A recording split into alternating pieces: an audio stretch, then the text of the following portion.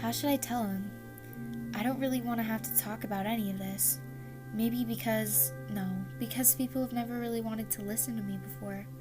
And even if they did, they would look at me like I was a monster. They would call me a liar. I guess that's why I've become a liar, a monster. It's not like any of them matter now. They all left me alone. Anyway, they all abandoned me. Any friend I thought I had, they lied to me every single time. Kokichi, are you doing alright? You've just been blankly staring at me for a while now. Snapping myself out of my thoughts, I looked at Shuichi. He had a cute blush on his face. He must be embarrassed. That's so cute. Sorry, Shushu. I don't know if I've told you this before, but, why is this so damn hard? I hate having to lie all the time. Because of how often I lie, I've become comfortable telling all these lies to protect myself. This all just makes telling the truth so much harder.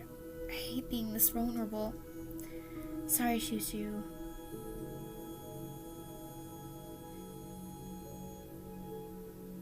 Nah, I messed up. I'll just cut that one part out. It's okay, Kokichi. It's over now. I'm right here. He held my face in his hands and smiled at me. I blushed, feeling my face get hot under his gentle touch. I know, sorry, I'm just not the best at being honest and open about these things. I whispered, trying my best not to just burst into tears right in front of him. Again, it doesn't bother me. I'm not the best at that either. Well, opening up to others anyway. But it's okay to be scared, Kokichi. It's okay to let yourself cry. Shit. Shuichi, you can make me want to cry just because of your kind words. You were too kind to me. I felt fresh tears falling down my cheeks. Shu, I want to be honest with you. But to do that, I have to stop lying to myself. I had a nightmare of me and you. I paused, taking in a shaking breath. Calming myself down, I moved my finger over to the doll's cheeks. It was soft and gave my hand something to do besides shaking so much. And then the other version of myself attacked you. You were lying on the floor dead, and then he went to attack me. I shuddered, waiting for him to gasp or something, but he didn't. This gave me enough courage to continue on. He has always been the part of me I want to forget. All the dark thoughts I had, he's an embodiment of them, and, he grabbed a box cutter and stabbed it into my wrist before turning it. I hate myself so much because he's a part of me. I can't get rid of him unless I get rid of myself. All my past trauma and all the suppressed emotions from before came out of my eyes in a downpour of hot tears. I've tried so many times to get rid of him, but I was too weak to do it. I covered my eyes with my hands. I felt so damn weak, so vulnerable. Without my lies, I'm so weak and fragile, and I fucking hate it. That's where you're wrong, Kokichi. You are so strong for making it this far and having to deal with all this shit. Because of how strong you are. He paused, pulling me into a hug. The feeling of safety made me unconsciously relax into his touch. This man is unreal. I get to have you here with me, the childish, fun-loving, adorable, ultimate supreme leader. I blushed at his words, feeling his hands trace my back just made me feel even more love. I didn't think this was even possible. Shuichi, you have shown me a part of the world I thought I was never going to be able to experience.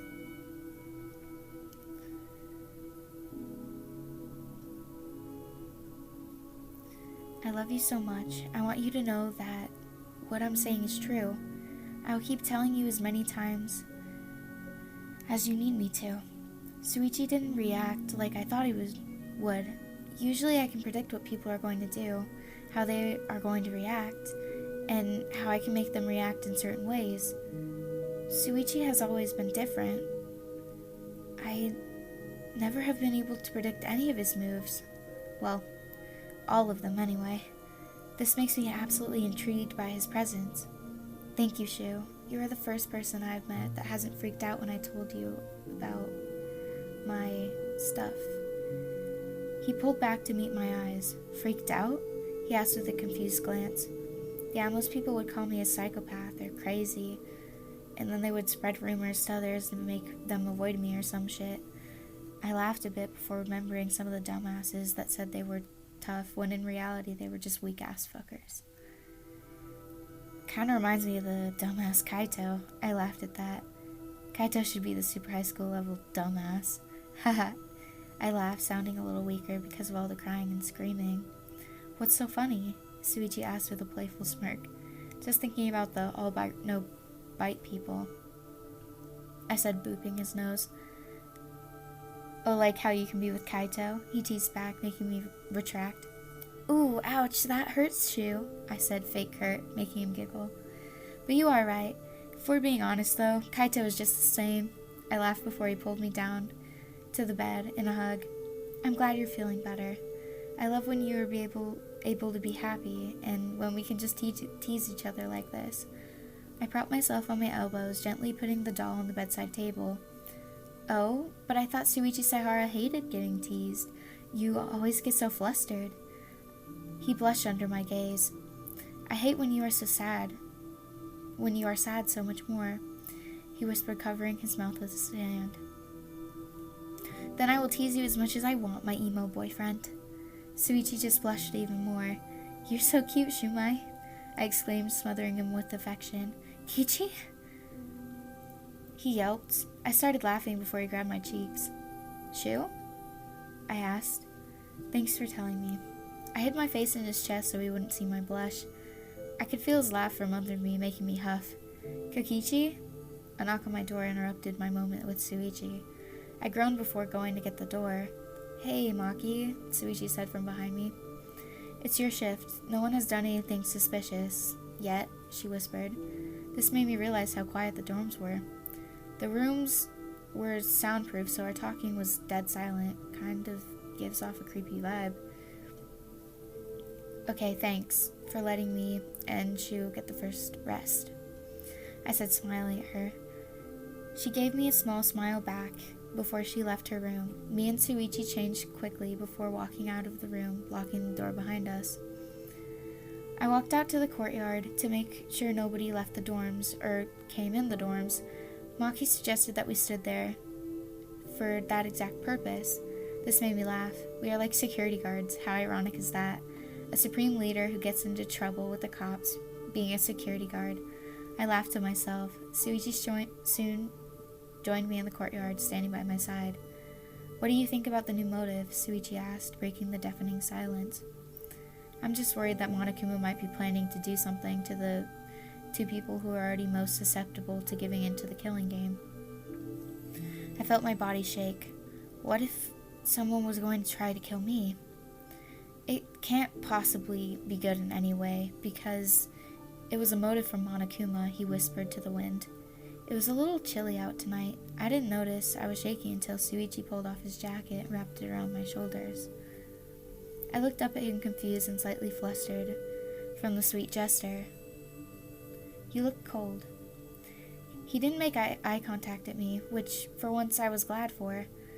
I didn't want him to see the stupid face I was probably making right now. The whole 5 hours didn't feel that long. Me and Shuichi talked most of the time because there was nothing to do except for watching and looking around. He looked at the stars and told me the story of one of his old friends told him about the stars. It was a story to help them remember where certain stars were for a test. I thought it was funny because of the analogies they made. Ding dong, bing bong.